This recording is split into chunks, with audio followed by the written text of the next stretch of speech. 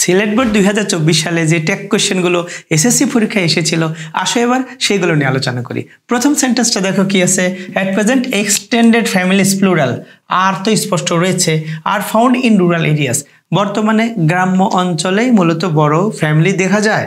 এখানে দেখো আর থাকার কারণে আমি আর নিব, এবং সেন্টেন্সটা বোধক থাকার কারণে নেগেটিভ ট্যাগ হবে, এই জন্য আমি নট নিব, তাহলে আরন্ট।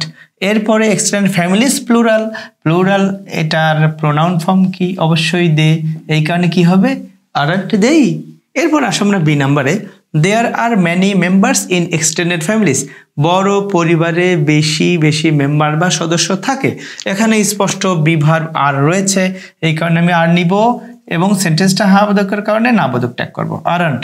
দেয়ার যদি কোনো সেন্টেন্সের সাবজেক্ট আকারে থাকে তাহলে ওটার কোনো পরিবর্তন হয় না, দেয়ারটাই বসে যায়, এই কারণে উত্তর হলো কি আরন্ট দেয়ার। এরপরে সে নম্বরে দেখো, the house is always full of guest, এখানে কি আমাদের হাউসটা কি বলছে, এখানে the house is always full of guest, অর্থাৎ হাউস গেস্টে পূর্ণ থাকে, তাহলে ইজ যেহেতু আছে তাহলে আমরা ইজ নিব, এবং সেন্টেন্সটা বোধক হওয়ার কারণে না বোধক করলাম। দ্য হাউস এটা যেহেতু বস্তুবাচক, এই কারণে এটার প্রোনাউন হবে ইট, সুতরাং আমরা ইট নিলাম, ইজন্ট ইট। এরপর আসো আমরা ডি নাম্বার নিয়ে কথা বলি, it becomes very difficult for one to study, অর্থাৎ খুব বেশি কঠিন হয়ে পড়ে কারোর জন্য বড় ফ্যামিলিতে পড়াশোনা করা। এখানে দেখো বিকামস অর্থাৎ থার্ড পারসন সিঙ্গুলার কারণে ভার্বের শেষে এস ফর্ম আছে, অর্থাৎ প্রেজেন্ট টেন্সে মূল ভার্ব আছে, তাহলে ডু অথবা ডাজের প্রশ্ন আসে, যেহেতু থার্ড পারসন এস ফর্ম আছে ভার্বের শেষে, ইটের কারণে এস ফর্ম হয়েছে, এখানে ডাজ হবে, বোধক হওয়ার কারণে নেগেটিভ ট্যাগ হবে ডাজন্ট। এরপরে ইট তো স্পষ্ট রয়েছে, ইট যদি থাকে সাবজেক্ট আকারে তাহলে এটার কোনো পরিবর্তন হয় না, এই কারণে হলো ডাজন্ট ইট।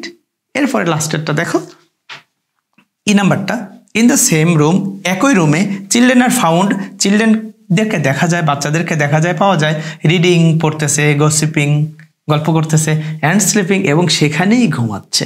তাহলে এখানে সেন্টেন্সে দেখো বি ভার্ব অলরেডি স্পষ্ট রয়েছে হেল্পিং ভার্ব হিসেবে, তাহলে এখানে যেহেতু হেল্পিং ভার্ব আছে আর এটা নিলাম, সেন্টেন্সটা বোধকের কারণে আমি নট নিলাম সংক্ষেপে, এবং চিলড্রেন তো অবশ্যই প্লুরাল, আর প্লুরালের ক্ষেত্রে তো আমাদেরকে দে লিখতে হয়, এই কারণে দে লিখলাম, তাহলে উত্তরটা কি হলো আরন্ট দেই।